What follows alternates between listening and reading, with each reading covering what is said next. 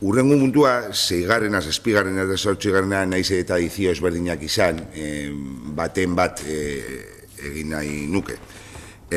Aurrekontu aldatzeko 8,26, 9,26 eta 10,26 lotuta daude. Decía que los próximos puntos 6, 7 y 8 están ligados entre sí, porque corresponden todas las modificaciones presupuestarias del patrimonio municipal del suelo con destino a la ejecución de las rampas de Allegas. Vale, orduan.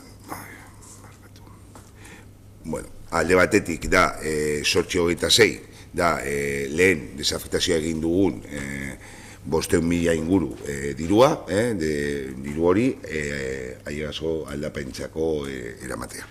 Ya que el 8,26 corresponde a los 519.000 euros que irían con destino a la ejecución de la rampa de Allega. 9,26 da 70.000 euro aurrekontu ekartzen da, Allegako arrapala ere lizitazioa kreditua, hori da patrimonioan daukagun dirua, eta 10,26 da lurzoru diruarekin egin dugun gauzak, bajak eta berapenak egon dira lizitazioan, orduan soberan dagoen dirua, da eramatea ere Allegako arrapalak egiteko. Guztiak batera, hori, hau dira 69.000 euro. Ya, bueno, el 8,26, como he comentado, es el que traslada toda esa afectación de los 519.000 euros.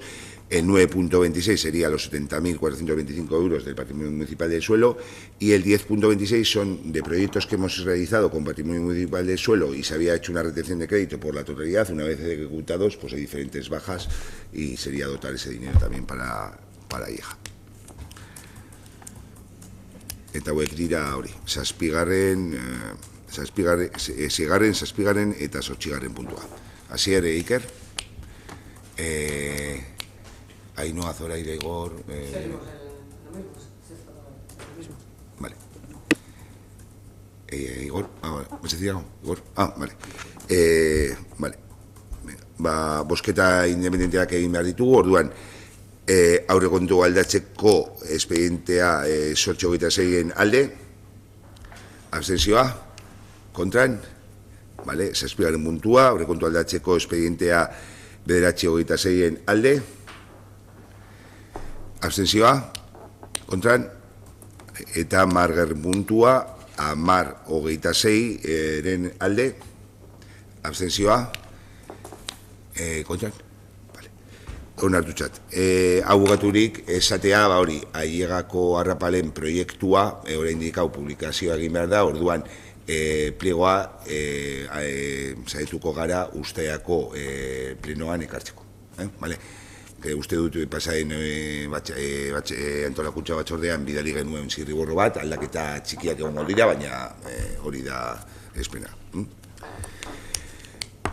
Decía que el pliego de las licitación de las licitaciones, una vez tenga dotación presupuestaria, porque todo esto tiene que ir a publicación y demás, pues se procurará traer para el pleno de julio, junto con, bueno, ya anteriormente se ha enviado un borrador a la comisión de organización, pero bueno, que habrá algún cambio que comentó el secretario, ya os lo separemos, matizaremos los cambios que son más que nada técnicos de procedimientos de adjudicación.